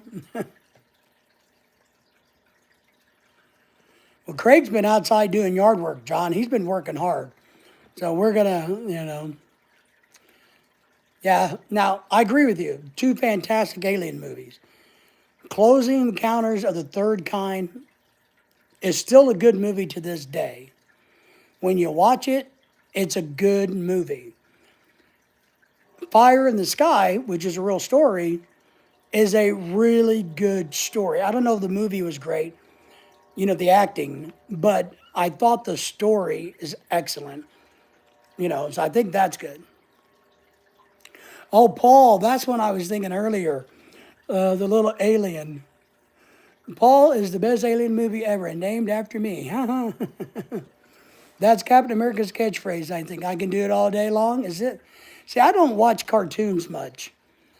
So I don't really know what Captain America says. Isn't he gay? Somebody told me that his character was gay. So but I really don't watch cartoons. Back to the Future, great movies. I remember watching it for the first time. It's truly just a fun, entertaining movie. It really is. I like Back to the Future movies. I'm with you there. I enjoy them tremendously. I still watch them, even watched them this year because I think they're pretty good. I don't think you could remake them and they would be anywhere near as good as they are. I just don't. Oh, you know what I think is a really good movie that I don't think my wife likes it is they're supposed to be coming out with a new Back to the Future. Got me sidetracked. They're coming out with a new one. Did you know that? It's supposed to come out in 2025. A new Back to the Future movie in year 2025. So now I forgot what movie I was going to tell you I really liked because that popped in my brain. But I like those. Those are good movies. Trilogies, the 1, 2, and 3s. Yeah, it's good. I think they're all good. I like the train. You know how he turns his time machine into a train and has a couple little kids. Indiana Jones will always be a trilogy. Yes. The other film doesn't exist in my world. All right. I like Dracula movies. Nice. Do you have a particular one, Pat, that you find is your favorite? I thought Interview with the Vampire was good. I've watched the TV series and it's, okay. But I think one of my favorite Dracula movies would be the one with John Bon Jovi in it. I can't remember the name of that one either. John Bon Jovi was in one of them. I think that was a good movie. And Peter Cushing, yes. Horror of Dracula, 1958, Christopher Lee. Vincent Price was the best. Gremlins was great. Yeah, we talked about somebody earlier in the chat. I think Pat mentioned that they're going to make a new Gremlins movie. They're coming out with a new Gremlins movie. But that was good. Man, I wish I could think of that. Oh, I really liked Pacific Rim, the original part one. I thought Pacific Rim was a really good movie. Peter Cushing, Christopher Lee, what a team, yes. New at it, also, yes. Pat says yes. I like the Dracula movies. You know, the Van Helsing ones is okay. You know, the werewolf. I guess I would be more partial. I don't know. The Blade movies were good, I thought. A lot of violence in them. You know, a lot of bad vampires. You know what I mean? I thought those were really good. And did you guys ever watch the TV series called True Blood on HBO? If you like vampires and that type of thing, and mythologies and fairies and things, True Blood is a really good series to watch on HBO. So you might want to check that out. And if you're into serial killers, the best one to watch is Dexter. I'd make me a naughty joke, but I won't. Ha ha, Pacific Rim. Ha ha ha ha. Yeah, you can make a lot of naughty jokes out of that one. But it was a good movie. Does anyone believe in ghosts? Yes. I know if Diana's really sick, but if she was still here, she's into ghost hunting. So, true stories, yeah, the true stories of ghosts. I don't necessarily think there's a ghost, like Casper the Friendly Ghost. I do think there's residual energy, is what I think. I don't think there's, I just don't. But I do think there's residual energy that can affect people. Werewolves, now you're talking about werewolves or shapeshifters? Because I think there's a difference in the two. Dang it, my ex-wife watched that, and I was wondering why the Southern accent came back. That darn Southern said True Blood TV show. Yes. It was set down in Louisiana, down in the bayous. But it's a good series. PA says, we love the werewolves. Dracula, Nymphs Suck was good. I don't think I'm allowed to watch that, Craig. So I don't know if anybody's allowed to watch one.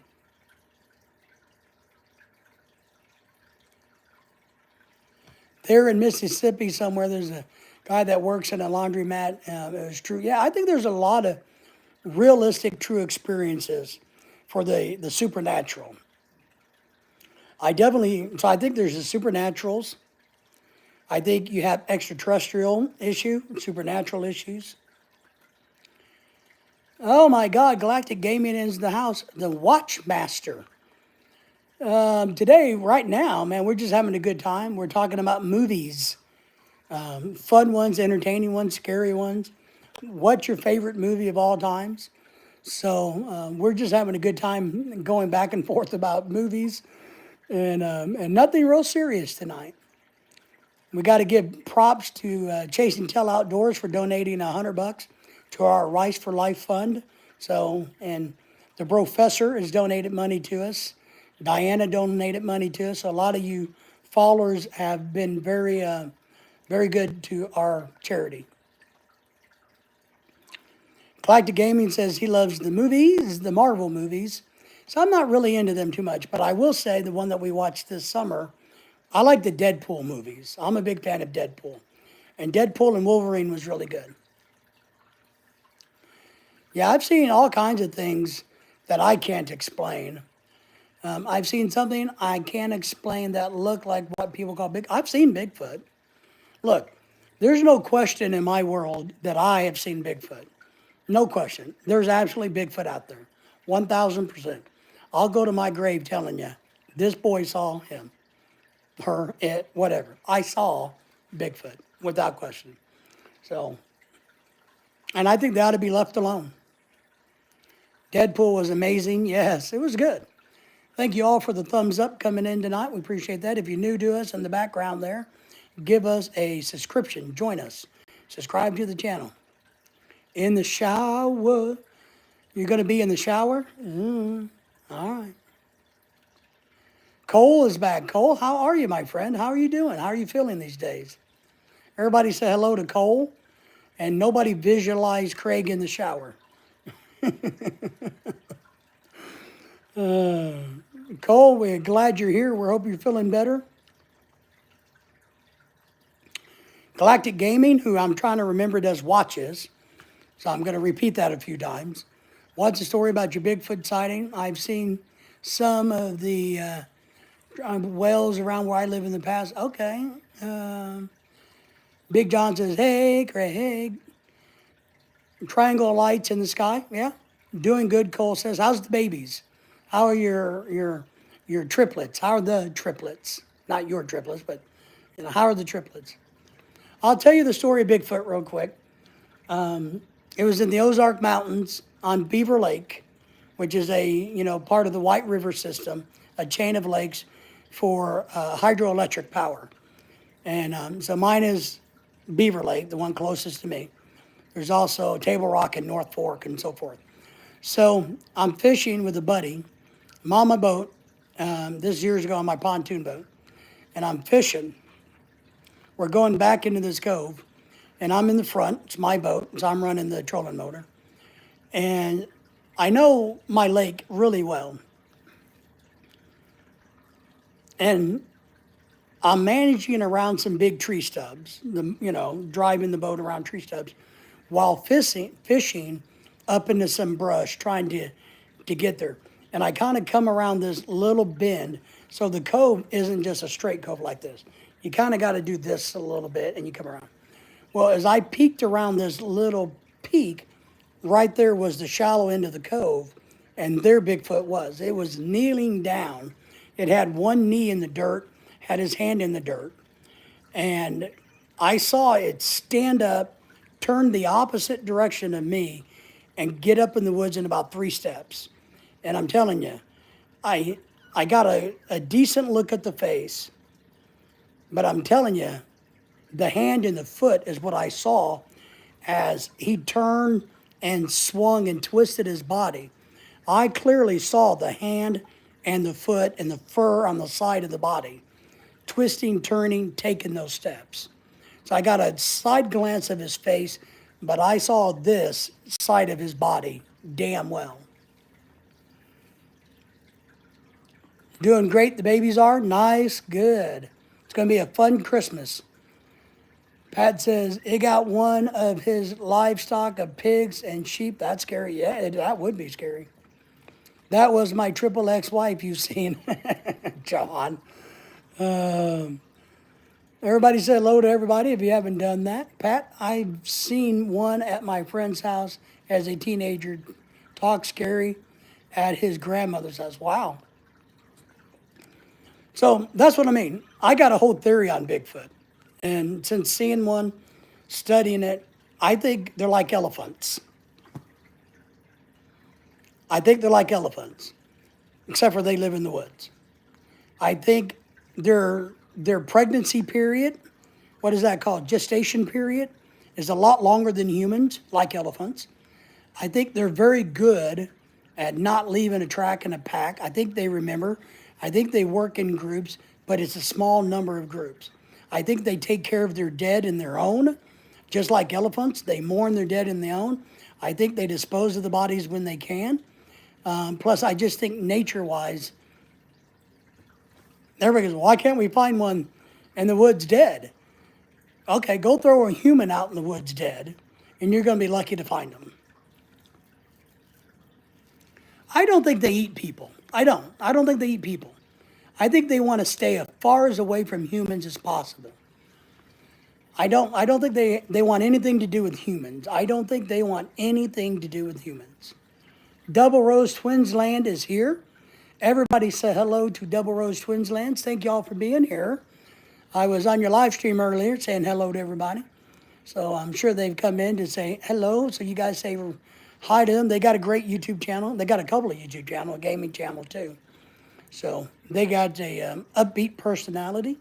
So we're always tickled to death when they join us for the live streams. But no, I don't think Bigfoot eats people in any way, shape, or form. I don't think they care. I just don't.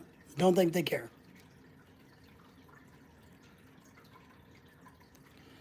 Yeah, Smithsonian has got all the giant. I don't think they got giant skeletons, but I don't think they have them all. But it's easy to dispose of things, you know. It just is. But I don't think Bigfoot's breed, you know, maybe they got a 24-month gestation period or something. I just don't think they're heavy breeders like Americans, you know, or like Catholics. For all of you Catholic people, let me offend you. You're heavy breeders, you know. But I just don't think Bigfoots are that way. I just don't. But that's what I know about Bigfoot. The only other thing I know in life is that's it. I don't know anything else. But do I think we're alone in the universe? I don't think we could be alone in the universe. No, I don't. Do I think we're the only our current civilization is the only one that's ever existed? No, not at all. I think maybe there's been many other civilizations before us, maybe many others. And we're just all living on top of somebody else's homestead, so to speak. You know, just like what we did to the Native Americans, somebody is, you know, I mean, just over and over and over as time has gone on. So I don't think we have a clue about things, is what I think. Now, what was the greatest Bigfoot movie? Was it Harry and the Henderson? You guys remember Harry and the Hendersons? Galactic Gaming, who does watches. The Earth is so old that, yeah, there had to be more. If it was 100 million years ago, we'd never know. Right, I agree, and that's kind of where I'm at. Look, people wonder, you know, and what frustrates me is we think we're the smartest people. We're the only smart on the planet. We're the only smart in history. Don't you think other civilizations were just as smart as us? So, and maybe smarter, or they saw things differently. So they did energy in a different direction. All very possible. The ignorance of us to sit here and go, there can't be anybody that ever did anything else anywhere else because we're the ones who invented it is just arrogant. General great apes, including us, have 8.5 to 9.5 gestation period. Right. Yeah. But I think Bigfoot's different. The Legend of Body Creek, there you go. And didn't you tell me you were coming there? Aren't you on your way here to Boggy Creek, PA? The wise man knows there's much that he doesn't know. Amen to that. That's where I'm wise, right? Because I know nothing. I ordered, John says, Captain America says, I ordered my son a Faraday hat. Oh, a Faraday hat. That's funny. Galactic Gaming, I don't get how humans have evolved to this level of yes, and there's millions of other species which are near us. Well, but we don't know. You know, our consciousness, right? I don't, look, just because this is where we're at, the lane we're at, it doesn't mean that in order to be sanctioned or, you know, I don't know. I just think there's different perspectives. So maybe squirrels have more of a brain power than we think they do. You know, maybe they're smarter than we think they are. Put into their environment, more intelligent, yeah.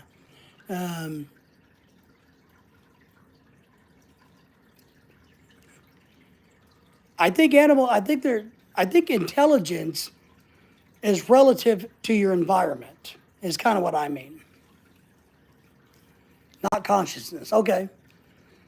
Sanders says, more than me, ha ha ha, yes. Well, Sanders and I and Craig are all the low budget husbands. Low budget and no budget husbands.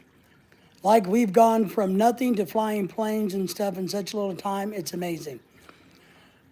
Yeah, you're right. If you look at the Industrial Revolution, I wish Craig wasn't in the shower because he might chime in on this. But there is a lot of theory out there that, like in Star Trek, they came back to get the plexiglass glass to save the whales and bring them back to the future, right? So there are a lot of people that believe that there may have been some extraterrestrial intervention to help stir the revolution, the Industrial Revolution, which has changed everything. Craig is here. Where will our species be technologically in 50 years from now or 100 years? It's a good question, and I don't think anybody knows the answer to that. Because our technology can put us into the Stone Age, right? Just eat, sleep, and breed. Got it sorted out, those squirrels, right? Squirrels got to figure it out going on, right? And enjoy the sun, At Aliens, Roswell, 1947, still streaming on YouTube. Yes.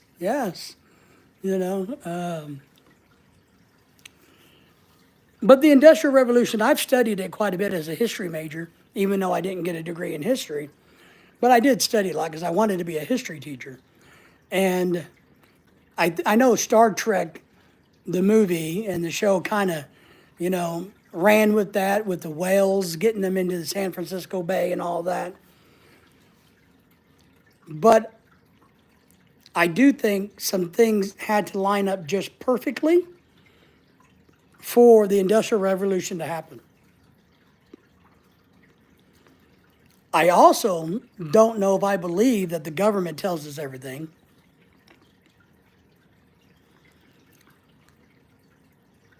I don't know why people, the governments, are so scared of full disclosure. I don't know that. I don't understand that. I'm one of these people that think humans can handle it. If there's Bigfoots, look, we can handle it. If there's ghosts, we can handle it. If there's been alien intervention in our world, then we can handle it. Now, the churches may not want you to believe that because they would lose money, and maybe it's a financial gain thing. But I do think there may be a shredded truth to some involvement from outsiders into our world. Now, and like we talked about the fact that this may have been many civilizations over the years, over the millions of years, well, there's a really good chance if there is extraterrestrial involvement, maybe this is not their first go around with us. So you just don't know. Just don't know how it's going to work out, what it's going to be. I don't know what's going to happen in 50 or 100 years. In 50 years, I'll be dead. Well, I'll be dead in 50. Yeah, I might be alive. I don't know. But 100 years, I think we're going to be like that movie we were talking about earlier, where somebody from the 80s wakes up and they're the smartest person on the planet because all the humans used AI to destroy themselves. What is that movie? One of my favorite movies, and I know you guys have all watched it. What is that?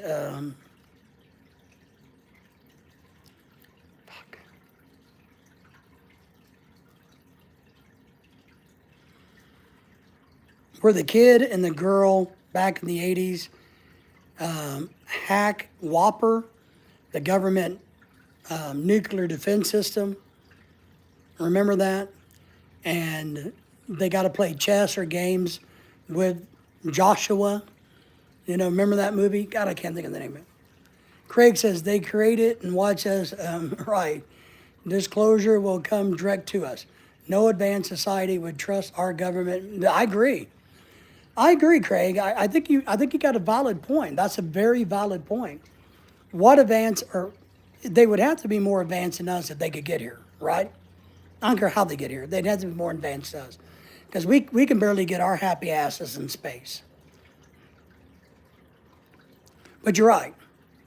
Why would they go to the governments of the world and entrust them? You're exactly right. What? You're exactly right. Why would they do that? Craig, that's a very good point. I hadn't really thought about that too much. But I think you're dead on with that. Clyde Gaming's movie is Billy Elliot. No, what is the name of that movie? Mutual Destruction, Nuclear Destruction. The computer was called Joshua. It was back in the 80s. It was like two of the hottest stars. Matthew Broderick, I think, was the young guy. And he was a hacker. And they had to go to the mountain and play chess with Joshua. And they had to go find Faulkner. I think it was the guy who created it, was Faulkner. And he named Joshua, the computer, after his son who died. And he was a chess master or something like that. God dang it, what is the name of that movie? I know you guys have seen it. Oh, man. I got to Google that real quick. Hang on. Since nobody's helping me figure that one out. Let's see. How to find that one. Movie.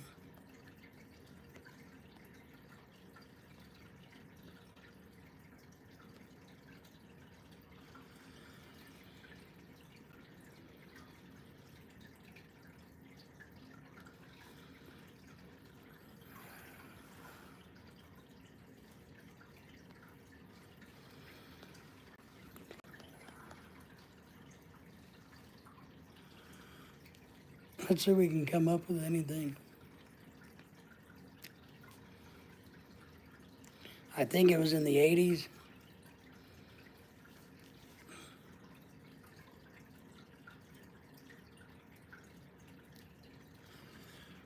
God, come on, guys. Somebody got to help me here.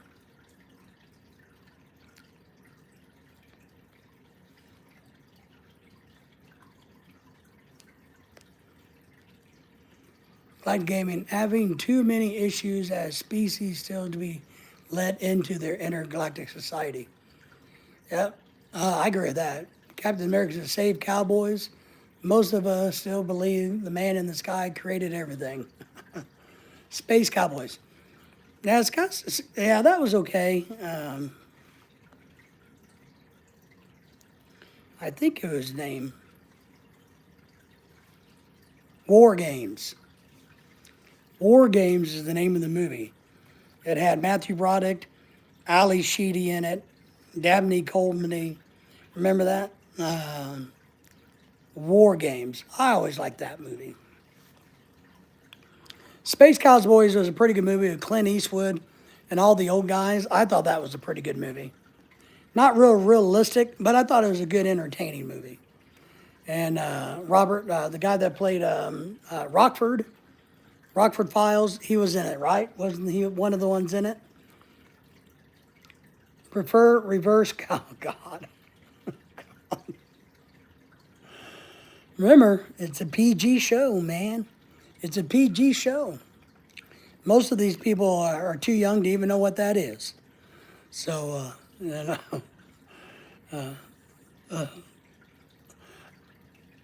I'm not going to give an opinion, Craig. I'm not going to get myself into trouble.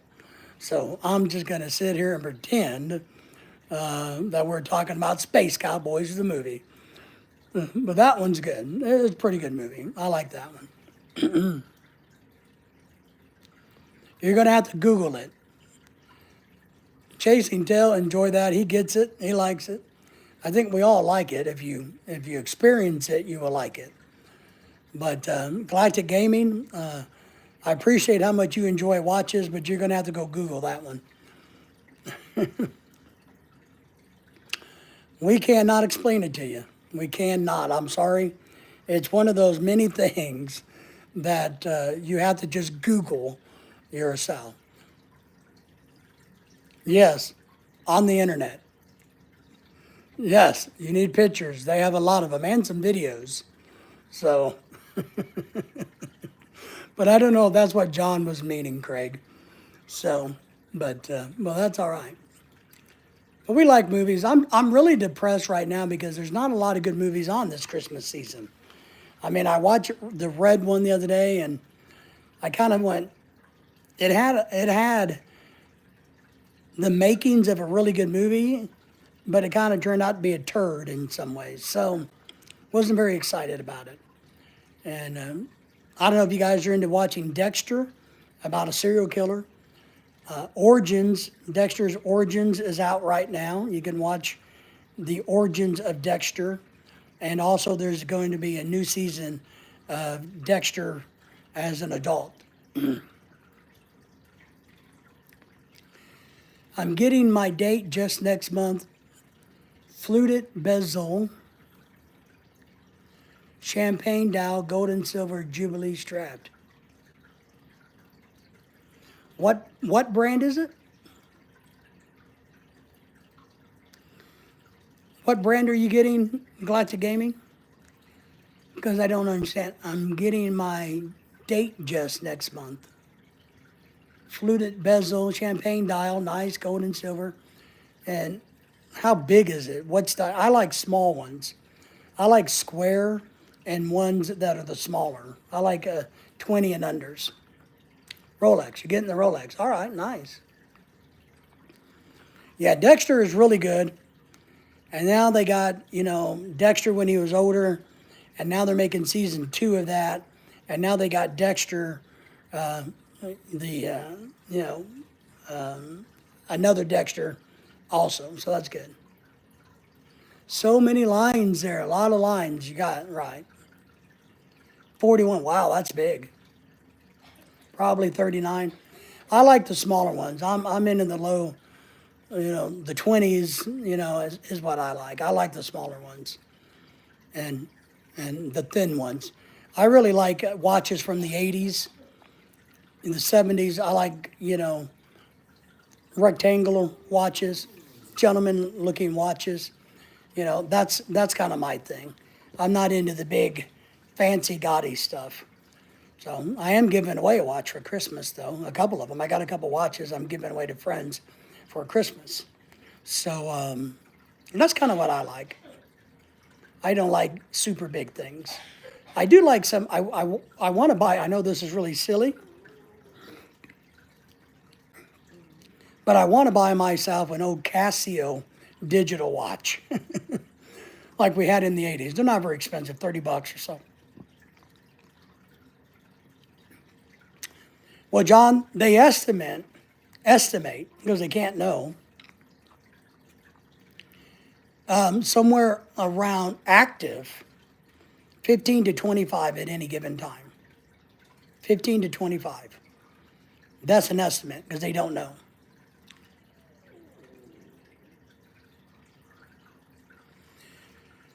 I may be, you're talking about the case size, right? Because the bands are 20.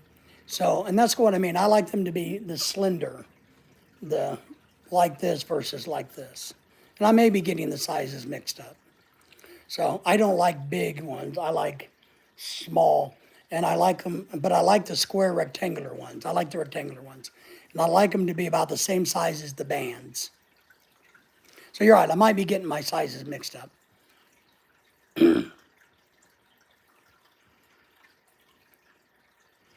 So they estimate that, but they don't know.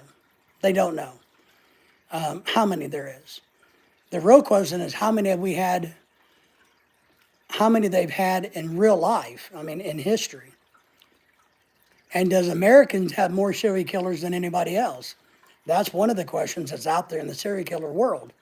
Do Americans produce more serial killers than other countries? A lot of countries won't acknowledge that they exist. It says, okay, I see. Yes, you're right. All right. Active or inactive, John? There you go. That's it. Fair enough? Yeah. So that's kind of my style, personal style. Serial killers are, we've had so many of them that we don't know about. That's what you have to understand. In history, there's so many of them. And I think Europe, I'm sure the Philippines, They have them. They just don't classify them as so. They don't acknowledge that that's what it is because they don't want the bad imagery of saying, hey, we got a serial killer in the Philippines or Thailand. I know China's had some. I know Thailand had one actually that had to be public. I know that, but I don't think they're into it like we are. Captain America says, today's trolls, tomorrow's serial killers. That's right. Oh, here's an interesting thing, guys, thinking about a troll. On Double Heart's channel earlier today, they had a troll that was different. So if anybody sees this troll, it's a troll. It's a pop-up saying that they are YouTube basically, and your content does not meet guidelines for YouTube, and your channel will be deactivated. It looks really good, really professional statement from YouTube, but it's a troll doing that. So if you guys see that out there, just know that's a troll. Well, it does. It makes you wonder, where do they all disappear to? You know, who's eating them? What's eating them? Where are they going? And look, if we can't find 300,000 people a year, how in the hell are we going to find 10 Bigfoots or 150 Bigfoot? You know, I mean, it is shocking how many people disappear in the world. Diddy knows where they're at. Diddy did them. Poor Diddy. But you're right. I mean, John has talked about, Captain America here, has talked about what's the books you like up in your part of the world? You know me, my brain doesn't work very well, John, squishy brain. I've read the books about the missing, the 411, right, John? Is that the book series that people should read, right? 411, is that right? And that's about missing people in America. It's just crazy how many people go missing. Either by choice, like in Japan, 411 missing. Okay. It's like the suicide forest in Japan. You know, look, if you really want to get lost in America, you just go walk out in the rainforest in America and you're dead. Craig says, Sasquatch called Yowie here. Yes, Yowie, yep. Yowie! My dog Lily is bitching and moaning behind me. She thinks she's hungry. It's not time for her to eat yet. But she wants a snack. She wants a treat. So, I don't know if you guys can hear her, but she's back there going, oh, oh, like she's dying. Like, somebody give me something. I got his map, 411 missing. Okay, yeah, that's cool. But you know, and there's some documentaries on those. If you don't want to read the book, you can watch it on TV. So Pat Riley says, I am back. I'm back in the saddle, baby. I'm back to ride that cowboy ride. But yeah, it's scary, Craig. And I know in Australia, you got a lot of people that go missing there. And doesn't a lot of people in Australia go missing at the Black Rocks? Is that right? Are they called the Black Rocks? That big area of these gigantic rocks that are black that just kind of sticks out on the landscaping? I thought I saw a documentary about that from Australia. Welcome back, Mr. Carter. I never liked that show. What do you do? Go where everyone went missing or somewhere else. Play the odds or percentages. Yeah? That's a good point. But what's the name of that area, Craig? Am I saying it? I mean, am I giving you a clue to the name? These large black boulders, and they're supposed to make a sound or they resonate noise. But I think people have gone missing, climb in and around those boulders, and they fall in and disappear. I watched cheers all, Hemming to bed, all the best. Thank you for being here, PA. We appreciate you. Magnetic Mountain in Queensland, I think. There you go. But I think they were talking about how people climb those and they fall between these giant boulders. So I think that's what I saw. And they were talking about how they're magnetic and how they make a sound and all that, and how it's so much different than anything else around there. And but you know, you can definitely get lost in there, Craig. But you know, it's all good, right? It's all good. You just do your thing. Do your thing. Well, all right, my friends, it's 8:30. We've been on here for quite a while now. We appreciate, look at that, we got 23 thumbs up. Chasing Tell Outdoors donated $100 to our fund, so thank you for that. We've probably got a couple of new subscribers. PA's going to go to bed because he's tired. So we appreciate everybody coming in tonight. We'll see you guys tomorrow. And let me see if I can say goodbye to everybody. Craig, we appreciate you. Captain America, as always, appreciate you. Pat, appreciate you. Galactic Gaming, appreciate you. Someday you're going to have to email me your watch collection or something so I can see what you're doing there. Let's see, who else was in here hanging out? PA Outdoors already said he went to Sanders, have a good night. I hope you're have a good evening there down in South Texas. Double Rose Twins, we appreciated them coming in. They got a big YouTube channel. And one of the nice things that happened today, believe it or not, a really big YouTube channel, it's a really good channel. Let me give them a shout out. Let me get back up here to the chat. And Alexandria was here earlier. Sanders, I want to shout out somebody that I'm really impressed came to check us out. Where did he go? Did I delete him? Key Fob Rob. I don't know if you guys know his channel, but I watched his channel learn how to change a key fob battery. And I referenced him because, you know, it took me a lot longer than it took him. But he's been kind enough to come back and watch some of my stuff. And he came into the live stream for a little bit. He has about 60,000 subscribers. So it was really nice. I gave him a wrench so he could drop his link and all of that. Filipina Bai was here for a while, so we would thank her. Well, I don't know where he went. But anyway, Key Fob Rob was here, so we really like it when the bigger channels come in, because maybe they'll be kind to us and say, recommend us to their friends and families, and maybe that will allow us to grow and become a big channel ourselves. The beautiful wife says, Dennis, that's to Dennis for being generous as always, even if he's busy arm candy nursing. That's right. So we appreciate Dennis and Ronald. We haven't got to thank Ronald in person yet, but Ronald gave us a donation the other day. Diana gave us one, so we appreciate them. My wife is saying thanks to Chasing Tail for the big donation. Thank you, Ronald. Thank you, Diana. Thank you, everybody. So we appreciate all of you guys, and we will see y'all tomorrow. Let us know if you need anything. Thanks to the pack. That's it.